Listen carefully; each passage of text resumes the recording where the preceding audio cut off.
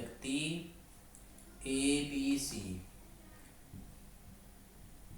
जिनकी इनकम 7, 9, 12 और जिनके खर्च 8, 9, 15 के अनुपात में है। ए अपनी आय का 1/4 सेविंग कर रहा है। ए ने बचत किया अपनी आय का, कुल आय का 1/4। मतलब अगर ए ने 4 रुपये कमाए, 1 रुपया खर्च किया, अगर ए ने 4 कमाए, 3 खर्च किए, तो बचे कितने? 1। मतलब कुल आय में से 1/4 बचे। 4 कमाने वाला अगर 3 खर्च करेगा तो कितने बचेंगे? 1 बचेगा, या कुल आय का 1/4 बचेगा, 1/4 बचेगा। अब यहाँ पे देखें, ए ने कमाए कितने? ए की इनकम है कितनी? 7। ए के खर्च है कितने? 8। अब अगर कोई व्यक्ति 7 खर्च करके, 7 कमा के 8 खर्च करके क्या कभी बचत कर लेगा? नहीं। तो फिर तो यहाँ पे ये सारा खेल है रेशियो का। यहाँ पे सारा खेल संख्याओं का नहीं है कि आप 7 रुपये कमा रहे, 8 रुपये खर्च कर रहे। आप 7, 9, 12 के अनुपात में कमा रहे, जबकि 8, 9, 15 के अनुपात में खर्च कर रहे। मतलब ये हुआ कि आपने कमाए ज़्यादा और खर्च किए कम। तो कहाँ से आए? तो भाई सबसे पहले तो एक बात समझेंगे कि रेशियो में आप किसी भी संख्या से मल्टीप्लाई, गुणा या भाग लगा लेंगे। आप सबसे पहले एक बात याद रखें रेशियो सीखने के लिए, जिन्हें रेशियो आवे उन्हें पता कि रेशियो में आप किसी भी संख्या का गुणा या भाग कर लोगे। तो रेशियो में अगर आप किसी भी संख्या गुणा या भाग करोगे तो मतलब इस वाली इनकम वाली लाइन में गुणा ज़्यादा हुआ होगा और खर्च वाली लाइन में, खर्च वाले रेशियो में गुणा छोटी संख्या से हुआ होगा, इसलिए ये वाली संख्या बढ़ी। अब सबसे पहले ये कैसे जाने कि भाई ये कितने कमा रहा और ए कितने खर्च कर रहा, यानी किस संख्या से ए में इनकम में गुणा करेंगे और किस डिजिट से खर्च में यानी एक्सपेंडिचर्स में गुणा करेंगे। तो इसके लिए आपको रटना नहीं। सबसे पहले ये समझो, ए की इनकम दिखाई दे रही 7 और ए के खर्च दिखाई दे रहे 8। अभी तो ए और ए के इनकम और एक्सपेंडिचर में कोई तालमेल ही नहीं है कि ए कभी बचा नहीं सकता। तो सबसे पहले तो एक काम करेंगे भाई कि आप इन्हें बराबर कर लें। अब बराबर क्यों किए? बराबर इसलिए किए कि भाई पहले सबसे पहले ये समझो कि अगर आपके पास कर्ज है तो सबसे पहले क्या सोचोगे कि जितना कमा रहे उसी में गुजारा चलाना सीख लो। अभी जब तक नौकरी नहीं मिल रही तब तक तो कम से कम में गुजारा चलाओगे कि 56 कमाए, किसी तरीके से 56 में खर्चा चला लो तो आपके पास आज के लिए है, कल के लिए नहीं है। लेकिन क्वेश्चन ने ये नहीं कहा, क्वेश्चन ने कहा कि ए के पास जितना है उसका 1/4 बचा भी लिया। मतलब 4 कमा के 3 खर्च कर रहा तो 1 बचाया। तो कोई 4 कमा ले 3 खर्च कर ले तो कितने बचेंगे? 1/4 बचेंगे। कितने बचेंगे? 1/4 बचेंगे। तो मतलब अभी बराबर हुए लेकिन बराबर नहीं करने, हमें बचाने। अब यहाँ पे देखो, ए ने कमाए कितने? 56 × 4।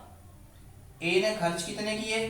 56 × 3। ऐसे ही बढ़ेंगे, ए ने कमाए 56 × 4 और ए ने खर्च किए 56 × 3। और अगर आपकी बात ये समझ आ गई कि ए ने 56 × 4 कमाए, 56 × 3 खर्च किए, तो आप आराम से बता दोगे, गुणा भी नहीं करने की आवश्यकता, कि यहाँ से ए ने कितने बचाए? 56। कितने बचाए? 56। अभी आपसे बताया था कि इनकम की लाइन में किसी संख्या से गुणा हुआ और एक्सपेंडिचर यानी खर्चों की लाइन में किसी संख्या से गुणा हुआ। खर्च के अनुपात में हमने गुणा करा किससे? 21 से। और इनकम के अनुपात में किससे गुणा हुआ? 32 से। इसलिए ये ज़्यादा था और ये कम था। अब आपको सारा रेशियो निकालने के लिए 32 से गुणा यहाँ पे करोगे तो 21 से गुणा यहाँ पे करोगे, क्योंकि अगर आप रेशियो में किसी भी संख्या का गुणा भाग तो लगा लोगे लेकिन सभी नंबर में गुणा या भाग करोगे समान संख्याओं से। ऐसे नहीं कि अपनी मर्जी से यहाँ पे 32 का गुणा कर लिया, यहाँ पे 25 का गुणा कर लिया। अगर यहाँ 32 का गुणा हुआ है तो रेशियो समान रखने। रेशियो के चैप्टर में सीखेंगे अच्छे से, आराम से, डिटेल में। अभी तो केवल ये क्वेश्चन देख लो। अगर आपने यहाँ 32 से गुणा किया तो सारे यहाँ 32 से करोगे, इसमें किससे गुणा किया? 21 से। यानी 21 से गुणा करने से हमारी रेशियो में कोई प्रभाव नहीं पड़ा। अगर दो व्यक्ति 2-3 के अनुपात में कमा रहे तो आप बता सको 20-30 भी कमा रहे होंगे, लेकिन कमा रहे होंगे ये केवल पॉसिबिलिटी है। अनुपात से आप ये नहीं निकाल सकते कि ए कितने कमा रहा, बी कितने कमा रहा। जब तक आपको पता नहीं लगेगा कि ए 200 कमा रहा तब तक आप बता नहीं सकते कि बी 300 कमा रहा होगा। ये बातें बाकी है। तो आप ये समझो, अभी आप समझेंगे कि ए के इनकम में कितने से गुणा किया, 32 से, खर्च में कितने से गुणा किया, 21 से। तो पूरे बी के इनकम में भी 32 से गुणा होगा, सी के इनकम में भी 32 से गुणा होगा, ए के खर्च में भी 21 से गुणा होगा, तो बी के खर्च में 21 से गुणा होगा, सी के खर्च में 21 से गुणा होगा। जब आप घटाओगे तो 56। अब यहाँ पे देखें, आपको ऑप्शन में एक ही जगह पे 56 दिखाई देगा, तो आप आराम से लगा सको कि आंसर होगा 56 गुना 99 गुना 56 रेशियो 99 रेशियो 69, 69। अगर मल्टीप्लाई करना तो भाई मल्टीप्लाई कर लो, 32 गुना 9 माइनस 21 गुना 9 बराबर बचेंगे 99, और 12 गुना 32 माइनस 15 गुना 21 बचेंगे 69। हटा के देख लो तब भी नहीं बचेंगे। तो 56 रेशियो 99 रेशियो 69। मतलब आप कोई भी क्वेश्चन आसानी से बना लोगे, बस आपको थोड़ी सी ज़्यादा चीज़ों की जानकारी हो। जैसे इस क्वेश्चन के बाद एक दूसरा क्वेश्चन देखो,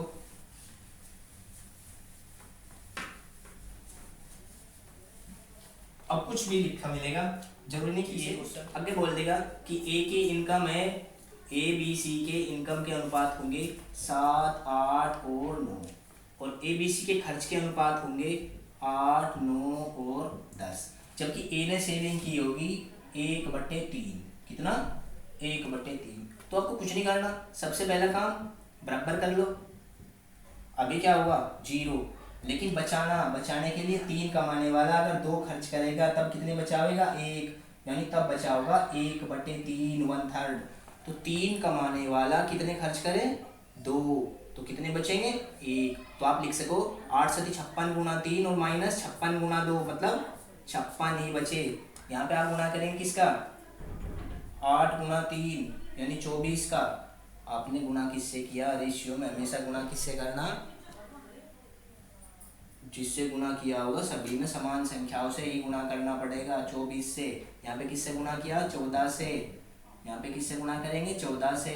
और अगर आपसे ये गुणाते होंगे तो लिख लेंगे 24 8 192 और 14 निम्मा 126। तो कितने बचे? 12 6 6 18 12 6 66। और जैसे इसे लिखेंगे 24 गुना 9 216 और 14 गुना 10 140। कितने बचे? 60 और 10 70 और 6 76। तो ये रेशियो कितना बनेगा? अभी आप डिवाइड लगा लेंगे इससे, 2 से लगेगा केवल, 2 से बचेगा 28, 2 से बचेगा 33 और 2 से बचेगा 38। अभी किससे नहीं कटने। रेशियो में सबसे ज़्यादा की सबसे पहले क्या लिखेंगे? सबसे छोटे डिजिट में लिखेंगे, तभी वो आंसर किस में होंगे? रेशियो में। तो इसका मतलब आप किसी भी क्वेश्चन को आसानी से बना लोगे इस टाइप के क्वेश्चन को। धन्यवाद।